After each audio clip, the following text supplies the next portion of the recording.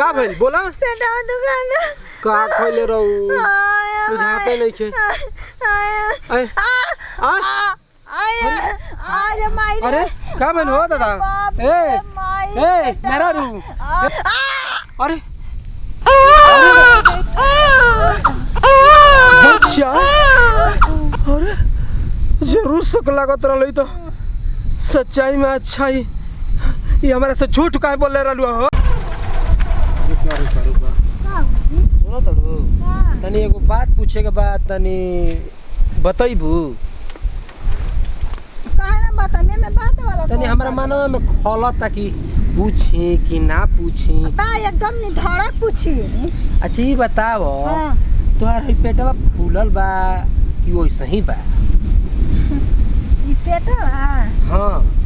रौ पागल अनि नैहर के जानते बनी कि केतना सुख मिलेला खा पी के लइकी मोटाई रहली से चर्बी आई रहली अच्छा अच्छा फुलाल बाटे पेटवा मोटा हो दूध बादाम खइले बाड़ू ना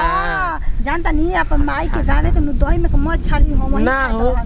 हमरा शक लागत ना कि कुछ और बात ई बताई के रौरा के छोड़ा के हम केहू और भी जा सकत नहीं ना ना ना ना ऐसा बात मत करिए हमरा से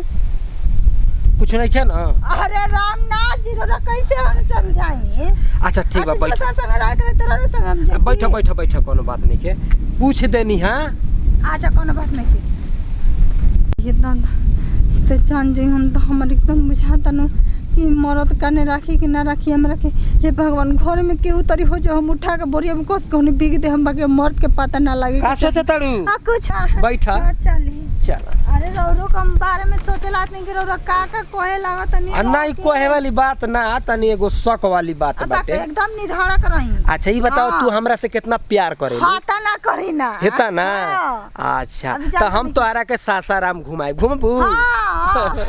कितना अच्छा बात बना जोड़ी नंबर 1 बा राकेश राजा नंदनी टपका ना अच्छा अपना बबुअन के का नाम रखाई चिरकुटा ना धरई बैग चिरकुटा ना हाँ लड़की होई तो पल्लवी नाम रखाई आ लड़का रही तो का रौनक लड़का के ठीक बा ना तो गांव के रौनक करी जी तो अब का मैं बेटी नाम करी बाप के रोशन ठीक बा ना चल चल जल्दी चल चलो ठीक अरे हम बात करी खूब खुआई से ना का हो धीरे चलाई ना काहे हो पेटावा का भइल बा का खोले रहू दवाई का न ले ली का हो अरे का भइल बा हो तारा रोक दे अरे देखी ना कैसे लगा बनले बाबा तो की उल्टी हुई हाय मैं आई पेटवा का भइल हो ठीक बाड़ू ना उल्टी काहे करताड़ू हेने हेने काजी का भइल उल्टी काहे करताड़ू पेटा दुकान दे जी अरे दादा तू तो मर मसाला पूरा खाए में आदत ना छोड़ू हम चलो दवाई दिवा दे तनी ब्रिजेश डॉक्टर के दुकानी पर ठीक बा ना उल्टी सुल्टी होखे का लगा हमरा कुछ शौक लागता दाल में कुछ काला बा अरे अरे रुक रुक डॉक्टर के चली चलाओ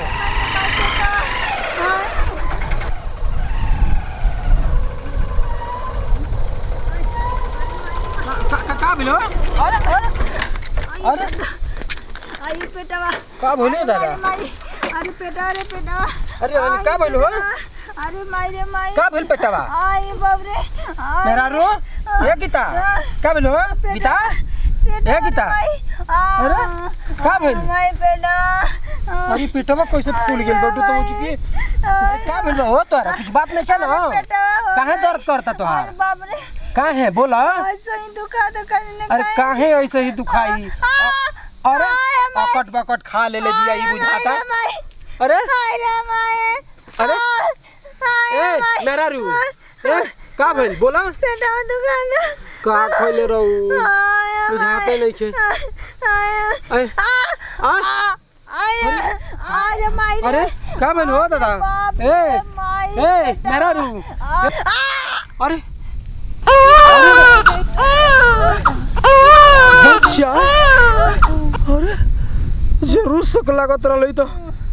सच्चाई में अच्छा ही ये हमारे से झूठ काहे बोले रहलू हो तो झूठ काहे बोले रहू हैं हमसे झूठ काहे बोले रहू तू हैं साफ साफ बताओ कि केकर लइका है बियाह शादी हमारा तोरा अभी भइल ई लइका कहां से हैं बताओ जल्दी लीना केलाई अरे दूर हटाओ ना लइका के हमरा छुअल चाहतनी ऐसे काहे करतनी लइका न बबुआ अरे मुंह मारावाल दूसरा के अमानत हमरा छुअब बाप रे बाप कहां कहीं पता ना नक्षत्र में पैदा हो गेल हमार ये राम भगवान दूर हटाओ भूख लागल ऐसे ना कर लीना खेलाई ना सुख ना लगा हटाओ फालतू बात देख सुन ले हम भागत नहीं अब तोरा के छोड़ के जाता नहीं अइहे मत हमरा मत ऐसे काहे करतनी अरे ऐसे ही करत नहीं जो भाग हम जाता नहीं अपने घरे हम तोरा के रखम ना जी छोड़ के हमके मर जाइए अरे जो अपना माई बाप के भाई के जो लाचार होकर भीख मांगिए जो